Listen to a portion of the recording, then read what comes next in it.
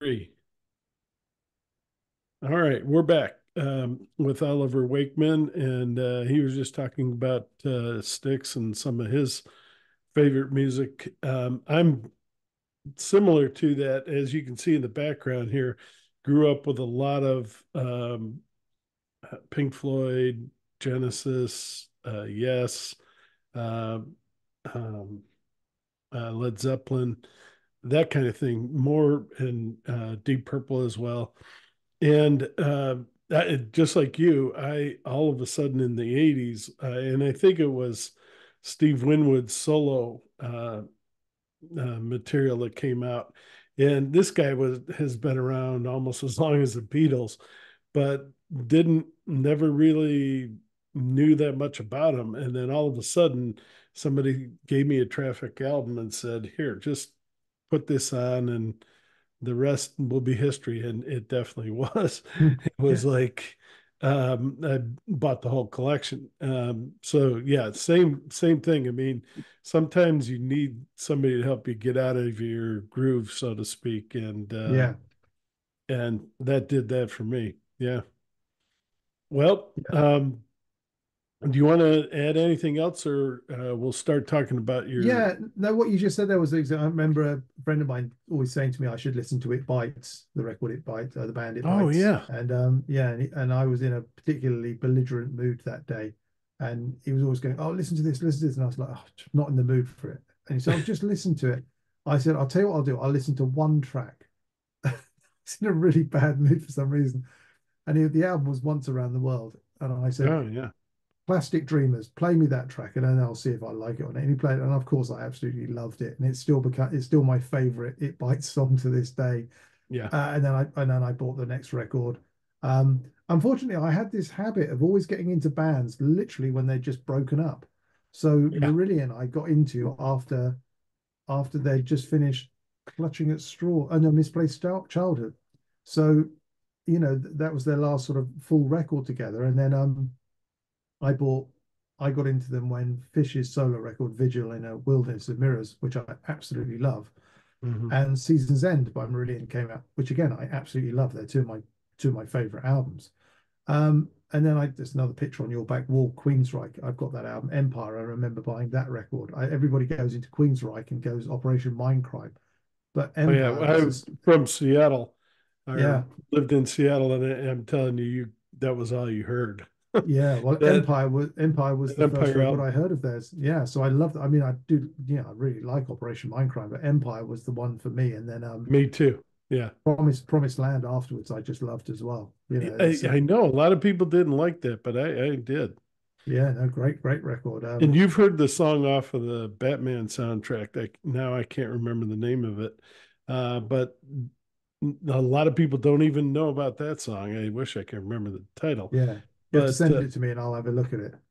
yeah, no, and they did. I don't know which. I think it was one of the worst Batmans, but who cares about the movie? The music was Yeah, excellent, but yeah, it's one of those things that sort of is lost in time, and unless you happen to be there when it happened and caught it, you miss some darn good music. But yeah, yeah. um, well, we could and the other one up there, John Evangelos. That I don't know if Mm, you've heard that album, but unbelievable. Love that album. Obviously, got the poster back then and kept it. And I don't know how it's survived all the moves and that, but there it is. mm. But that's another good one. The Friends of Mr. Kyra. If you Yeah, love movies and music, they did one of the best melding of the two genres. It was really incredible. yeah, Okay, that's a good record. let's talk about your album. I want to just talk about the one my favorite. I like them all definitely, and I think you read my review already. But Yeah, it's very kind. Thank you. all right. But I was born in September, and so yeah, the Thousand Autumns, and you already talked a little bit about it, but that definitely hit me, and I love it. Like I say, like all of them, but that one especially. Do you want to talk a little bit more about that, or I usually what I do rather than go through every single song, I Yeah. let you pick, three, four, or as many as you want that Yeah. you want to Um, talk about. yeah, I mean, I've got a soft spot for every single track on that Sure. record. Um, and we'll cover a few here, but on my YouTube channel, I sort of talk a little bit about each Yeah. song as well. So if I miss any out, people can always find the me talking about other ones there. Um, but no, Thousand Autumns was a song I rewrote. It was I remember writing the chorus, and I really thought, oh, I've got something here. I've got something a bit special with this chorus. And then and then I sort of wrote the rest of the song. And then what I did is I fell into that trap first time of writing it, which is when you're not sure the direction for a song to go, is you try to overcomplicate it to compensate for the fact that the actual main structure of the song is wrong. And it's something that I've learned over the years, and I've always been really. I sort of have two hats. I have my keyboard player hat and songwriting hat. But then I take them off and I put on my producer's hat and go, no, you're looking at this from a different viewpoint now. You've got to make sure it all works. And if it means taking out a keyboard part, it means taking out a keyboard part. That's what you have to do. Um, and so when I listened to Thousand Autumns, it was like it had like three key changes in it, and it had a tempo change. And I just sort of went, it's compensating for the fact that something wasn't right in the structure of the song. And so I took it right back to basics, just to the acoustic guitar and the piano, which is what I always do. If a piece of music isn't working, switch all the keyboards off, sit down with an acoustic guitar or sit at the piano and just sing it and just make sure that the actual song itself is sound. And I did that with A Thousand Autumns and ripped it back to basics, and then realized that actually that's what the song needed. It actually needed to go back into a more formulaic structure in order for it to work. And then once I got that right, then I could build it up in a different way rather than building up in a complex way. I could build it up in a layered way, which meant bringing in counter harmonies and the emotive solo at the end and the keyboard parts. And so that was a really interesting lesson, because you get to a certain point in your writing, you sort of go, oh, I'm going to scrap this off the record because it's not working, and you know that you're just being, you're throwing your toys out of the pram because it's not working. You just have to persevere sometimes. I always liken songwriting to, people don't know about songwriting or how it works. I always say, imagine you're trying to carve an owl out of a piece of wood. Somebody gives you a piece of wood and you've got to carve an owl out of it. Yeah. We can all sit there and hack away at a piece of wood and get some vague form. And then you might be a little bit more skilled and you might be able to make it look a little bit owl-like. But then you've got these wood carvers that just go into that extra level of detail. They just craft and craft and craft it until every little element of it is right. And that's With what a songwriting is. chainsaw, I can't imagine. Yeah. And that to me is what songwriting is you're constantly crafting, you're constantly listening to the whole piece, section after section, and going, does this all flow? Is everything right? Is it telling the story? Is the pacing right? There's an awful lot to it that comes, and some of that, comes in the arrangement work that goes on once the song's done. But it's that sort of craft that I really enjoy about songwriting and arrangements and building everything together. Um, just realized the microphone I've got here isn't working as well as it should. So microphone. Hopefully that It, is everything's working. going well. I mean, Okay, listen, good, good. Um, and so I really enjoyed that sort of crafting element of songwriting, which was great. Um, so Thousand Autumns was special for that reason. There's a couple of other pieces that I really enjoy, in particular because of the stories behind them. The Queen's Lament I mentioned earlier on about the sort of instrumentation on it, and the thing I like about that track is it's completely different to anything else I've written. And the trouble is when I explain to people who don't know the song what it's about, people will go, "Oh, what?" But it's about Catherine Howard, and obviously people looking at your background behind you will see Six Wives of Henry VIII behind you, and yeah, everyone will go, "Oh, it's typical Wakeman, just written another song like his dad." And it's like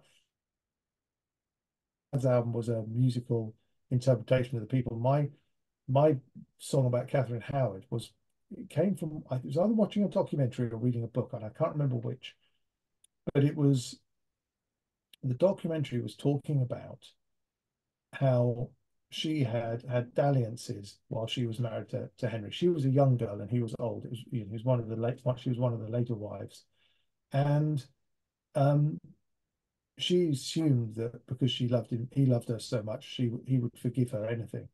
But Henry wasn't that sort of person, No. and so he locked her up in the tower and sentenced her to death. And so this documentary was about her time in the Tower of London, where she was just there in a room on her own, Yeah. and she was just thinking about the manner of her death, and she was going to be dead in like 3 days, and there was absolutely nothing she could do. No. And so what she did was that she asked for the headsman to bring the block to her cell, and she would practice walking up to the block and putting her head on the block, and she would practice this because she knew that she hadn't been a good queen to Henry, that she wanted to actually make sure that she died in the manner of a queen, that she would hold herself with poise. She would be Hmm. scared, but she would hold herself with poise, and she would do everything in the best way she could. And I thought this was a really poignant story. So I Mm. wrote a piece of music about it where she's, from her point of view, that she's in the tower and she's talking about the mistakes she's made. And in between each verse that goes on, there's this little refrain, na na na na na na. And the first time she sings it on her own, and I was sort of thinking as we were going through this, Carl said to me, "Still, we should have some more voices on that bit." And I thought, no, I tell you what we should do is we should bring in a voice each time, like she's being supported, like people are watching her and they're standoffish because she's going to be sentenced to death. And then, then the first day in, her lady in waiting comes and stands with her and sings with her to show support for the way that she's trying to approach things. And the next day, another lady in waiting comes, and then maybe a guard comes and join her. And by the end of the piece of music, you've got this whole crowd of people behind her singing this musical refrain with her. And I love that element of storytelling. It has absolutely no bearing on Dad's Six Wives record at all. And I was reticent to do that song because of the association people would put with it.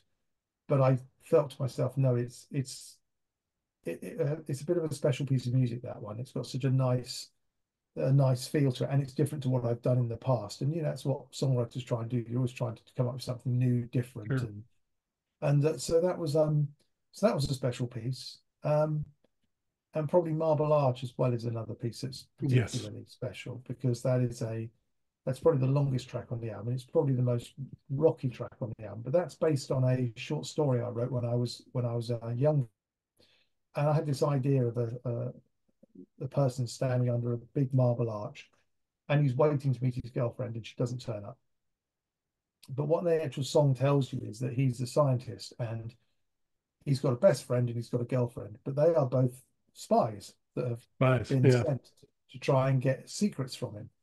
And so the story is about how these two spies interact, and he's just stood there waiting. And it actually turns out that the male person that has become his friend actually has realized he values his friendship more than his country and the spying. But the girl is still very set on, no, we've got to get all the secrets out of this scientist.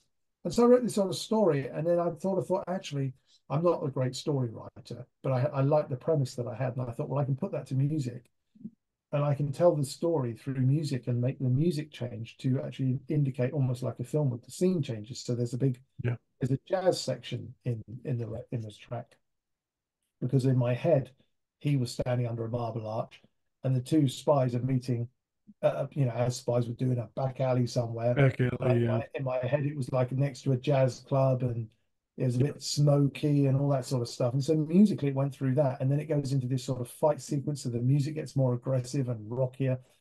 And I really enjoyed that track because I really enjoyed doing the arrangement of how do I want to tell this, and after the big rock thing, and one of them dies, and then you just go to an acoustic guitar and a violinist. In my head, that was almost like the early morning, and you've got the guitarist and the violinist, they're busking and they're outside playing to the people going to work, and you know one person's gone and the guy is still waiting for the girlfriend to turn up. He doesn't know Mhm. why she hasn't turned up all night. He's been waiting all night for her because Yeah.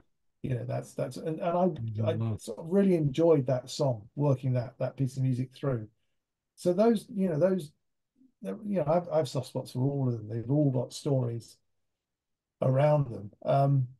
But Marble Arches, yes, particularly, it seems to be getting a lot of positive reactions, Marmalade, as well. A lot of people seem to be writing to me saying how much they enjoyed that track, How which has the album been received? Yeah, that was another question that I kind of bypassed. well, it's been wonderful actually. We've had Yeah, so many nice comments. Quite a few magazines have said it's already in their top 10 records of the year, which is, very gratifying. add me We to that list. Yeah, Well, that's thank you. That's kind. So we've had a lot of that. We've had lots of comments from fans. Just the word that most people tend to use is beautiful. They say it's a beautiful record, which is really nice because I think that does sum it up nicely because it's a pleasant it's I don't mean pleasant in a bland sort of way. It is very, very melodic. It's a melodic record. Um, and the musicianship on it is wonderful. All the musicians on it play beautifully. Um, so that's been really gratifying. And we just released the second single, Instead of My Fear, which is on my YouTube channel, and that won Prog Magazine's Track of the Week, which was a readers poll, and so it won that last week, which was nice as well. So it does seem to be um, registering with people, and we good, we sold out of the first pressing, so they're repressing, which is excellent. nice. So Yeah, yeah, so it's all those things are lovely. The accolades and people saying how much they enjoy it is what you do music for. You do it for the fact that people enjoy the music, not because it wins awards or something. The ultimate thing about writing music is you write music that you want to enjoy yourself, and then you hope other people enjoy as well. And I think it's one of the advantages we have now of being musicians, which is we may not have the huge market that music used to enjoy in the 70s and the 80s, but we do have the ability to control the art that we put out. And yes. I do enjoy having control over what I put out because I think it's a true representation of what I do and what I write. And so when you resonate with people as well, and they come back and go, "Well, what a beautiful album! I'm listening to it constantly. My wife is listening to it constantly," and you know that you've connected with people in that way. That makes it so gratifying. It makes all the hard work, all the effort that you put into these projects because they do take a long time to pull together.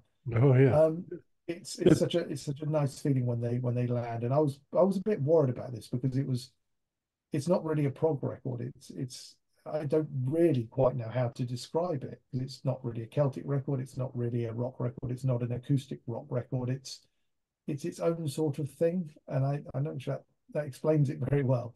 Um, but then, so I was a bit worried that it wouldn't resonate with people, that people would just go, no, don't want this, don't know what this is, not interested. No, no, But it seems to have gone the other way.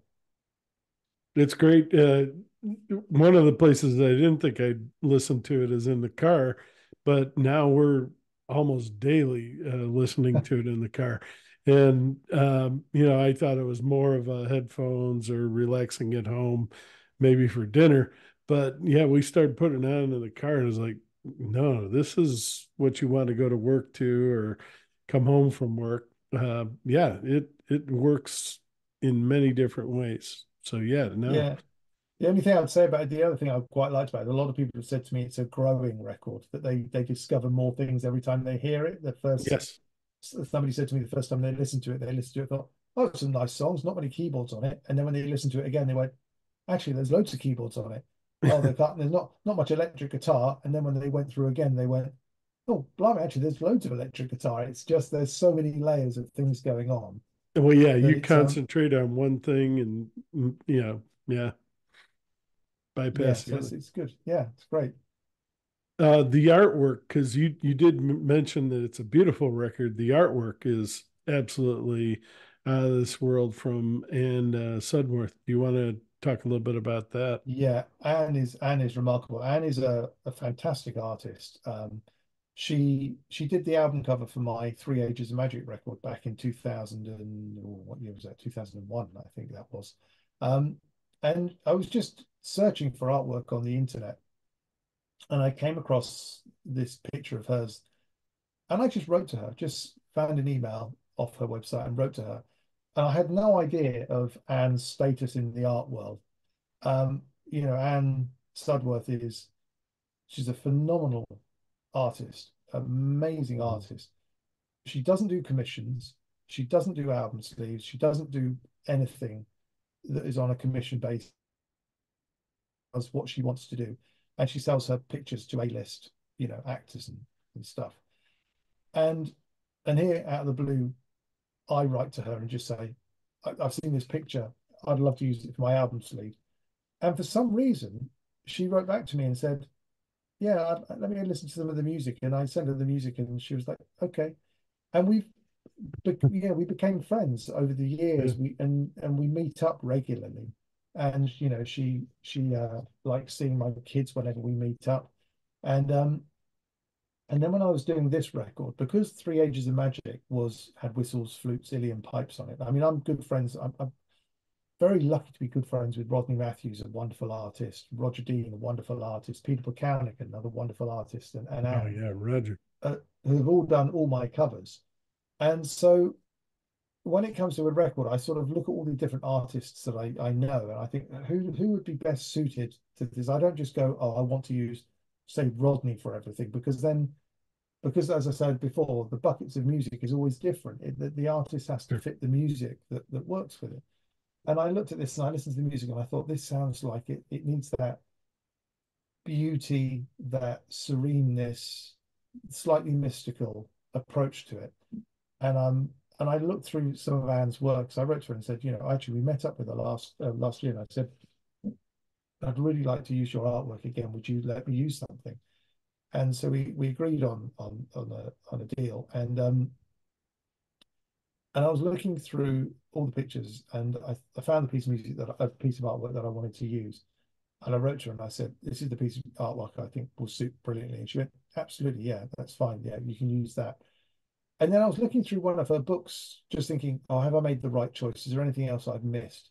And I opened up her book, and as I opened up the book, the picture that I'd chosen for the cover of Anam Cara was opposite the page with the picture that I'd used for Three Ages of Magic. And I thought, that's serendipity right there. That Yeah, is the two there it pictures is. that I've used. They're in the book on the same open fold. And so it was like, that's it. Use that picture. And so yeah, so it's a wonderful picture, and the artwork she's done for the inner sleeve as well is beautiful as well. She's just a very, very talented person and a lovely person as well. And I'm honored that for some reason she seems to let me use artwork, which she doesn't seem to do anywhere else. So I'm very grateful to her for that. All right. The epic closer, Golden Sun and Gray, is another favorite. Do you want to talk a little bit about the inspiration on that one and how that Yeah, came to? yeah. Golden Sunny Grey is one of those pieces it probably does need an explanation how it came about or what the song is about. I had this idea of this song to close the record, which was it was a girl in a fishing port, let's say 100 years ago. So, and she's in a fishing port. She worked, she lives there, family and fishermen, all this sort of stuff.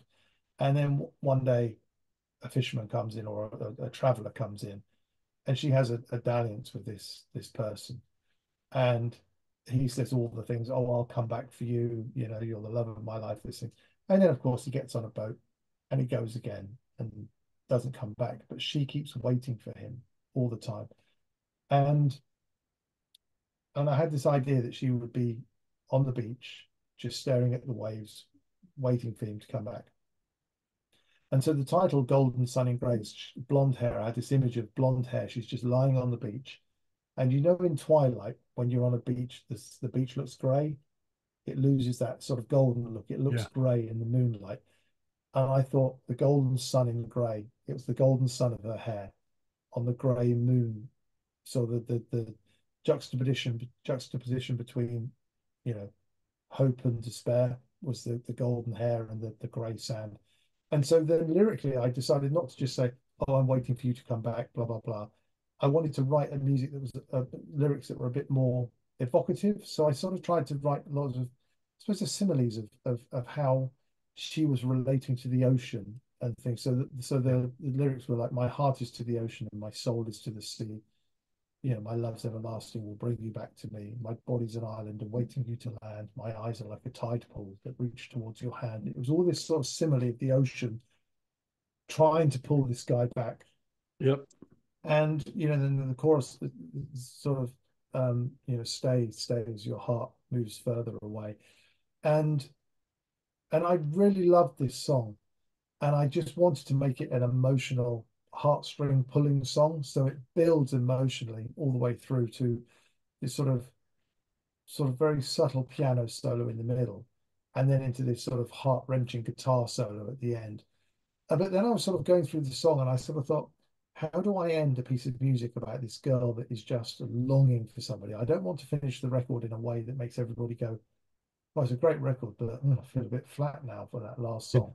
So the way that the song ends at the end is it has this sort of like where she's sort of going, as I lie here dreaming, can you feel the sun? Can you feel the moon? And then the very last lines are, can you see the sun? Can you see the moon? And can you feel the life inside the womb? And so in my head, the story is actually she spent all this time pining for this other person, thinking that was where her future lied. But actually, she was pregnant, and the life growing inside of her was actually. And so she suddenly realizes that she's got to change her focus from waiting for somebody to come back that may never come back to focusing her life to this new life that's coming. And so it turned this song that was a bit despairing into something really positive at the end. And as with a lot of songs, you take what you want from it, but it's that sort of story of you can't always just wait for something to happen or something's going to work out for you. Or if you just wait long enough, it will sort itself out. Sometimes, there's a different solution. And Yeah. that's what this song sort of does. It's like, there's something else that you need to do rather than just be waiting all the time. And I particularly like that song. It's got a particularly emotive, and that one again, what a beautiful song that is. It's yes, it's lovely. It's a nice song. I do enjoy listening to that. The way you described it there reminded me of that pop song. Yours is much deeper. I'm not comparing them exactly, but do you remember Brandy? No, I don't. I've heard the name, but I don't know the song. Brandy, you're a fine girl. What a good wife you would be. But my love, the love of the ocean is too strong. I mean, it, I don't Right. even remember who did it now, but anyway, it sounded a little bit like that. She's waiting for him to come Yeah. back. No, yours is much deeper, but anyway, it just that was funny how Yeah. had that kind of flashback. Um, let's see, any other ones you want to talk about? Those are the major ones, but I mean, they're like I say, there is not a bad track on this album, and as he mentioned, each time you listen to him, you discover more. And there's maybe a track you wasn't your favorite. You listen to it again, and oh my god, I didn't hear that, the first time. So Yeah, yeah, it's probably the track I should probably talk about is Instead of My Fear, the track that just won this track of yeah, the week competition. That song I wrote many years ago in a rough form. And it was really, really odd that I sort of when I listened back to it, I thought it sort of works. It sort of I'm not sure it works for the record or not. And I couldn't and R about it. And then I did the same thing I talked about earlier on. I stripped it back and realized that actually the arrangement wasn't right. Uh, and I rewrote it 16 times. And wow, I'm and that was actually literally just scrapping it, putting it away. And then and at some point you get to a point, and you hear about this a lot with musicians, where a piece of music that resonates with other people, it almost stops resonating with you because mm. you've struggled with it, or you've had difficulty You've in had to, finding the pathway that it's supposed to be taking. And I remember writing to Carl and sending him the song and saying, look, I think we're gonna I said, I have no idea whether because I've gone through it so many times. And I sent it to him and said, let's mix it anyway and use it as a B-side or an extra track or something. And he wrote back to me and he said, are you crazy? And I said, what? He said, you can't not put that on the record. That is such a good track. He said, it's got so much energy. It's so uplifting. It's a great story. And I just said, well, I've sort of gone through it so many times and pulled it apart so many times. I wasn't sure whether it was, you just get confused in an odd sort of sure, way because you sort of forget the journey that it's taken. And sometimes it takes somebody else actually going, no, there's something there. And it's only now since the record's come out and I have then gone back to it and we had to learn it to do the video. We played it live and to do it for the video that we recently did. It, I suddenly listened to it, I thought, this is great. I really enjoy playing this. The structure is right, the arrangement is right, the build is right, and the story is really good. And it was like, how did I ever worry that this wasn't the right piece for the record? But it's you Mhm. hear this all the time, from Wow. bands that just do songs that they think aren't going to be any good or they're not going to keep that heat of the No, moment it's from a Asia good was one. like the last song they wrote for the record that they didn't even plan on putting it on. It's just those songs that bands don't think are the right ones that other people have to turn around and go, no, you've got to do that. And then when I said to the rest of the band, I don't know whether I'm going to put it on, they all wrote back to me and said, you're nuts, you've got to put that on the record. And it was like, Yeah. okay, I'm going to trust everybody else's viewpoint on this because I know it's been a difficult journey, that piece of me. But it's just another style of writing. Some pieces develop and keep crafting. Other pieces you build up, you go, not right. You build it up, not right. You keep knocking it down until you eventually get the right approach for it. And then it finds its way. It always does. Yep. Well, let me just open it up. Is there anything else you wanted to talk about on the album or anything that I haven't covered? Oh, yeah, that's opening a box in it. We could go on for hours about different records and different bands. I suppose the only thing I'd like to say is thank you to everybody that's written to me about the record because it really does mean a lot because as musicians we write music and we put it out there and you do open yourself up for criticism and attacks from people sometimes, but you Well, know hopefully not. that's all those any comments that come through from people over the years that aren't nice are easily outweighed by the number of people that write to you and say that music you've done is making a difference or helping them or Yeah. something like that. For example, the track "Miss You Now" I played to somebody before we released it, and I gave them a copy of it to listen to. And it's about a long distance relationship. Essentially, it's about somebody who um, they almost enjoy saying goodbye because the emotional swell is so great when they think they're not going to see each other for a Yeah. while that they actually love saying goodbye. So they almost can't wait for their time together to be finished so they can get that emotional high. And that's basically what the song was about. And then this person wrote to me and said, really love that song. I said, oh, good. It said, it really helped me with the death of my father. And Mm. it never occurred to me that somebody would use it as a bereavement song, Oh, yeah. but they won't listen too much of the verses. They just love the poignancy of the chorus. And that's what I love about music is that people listen to music and then they interpret it their own way. And that's what I love about music. It just knowing that I can sit here, write something, put a record out, and it can be helping somebody through a difficult time or a happy time or a melancholy time, or they just want something to help end the day in a positive way. Knowing that you're doing something that people involved in their life is so gratifying, and so it's lovely when people write and tell you that. So I'm always very grateful to people that take the trouble to write to me. It's really nice, and so many people have done that for this record. It's wonderful. So thank you. No, and thank you again. Really, thank you for taking time out of your busy day. I know you have so many things on your plate, so thank you very much for taking the time to talk about this fantastic album. Everybody, get out there and please at least give this a listen. Once you do, I'm sure you're going to want to go and buy it. It's as he said, it doesn't have that. Um, it doesn't. It fits many genres, but it's not something you can pigeonhole. I guess I'm Yeah. trying to think of a better word, but it, it's for any time of the day, any time of the year.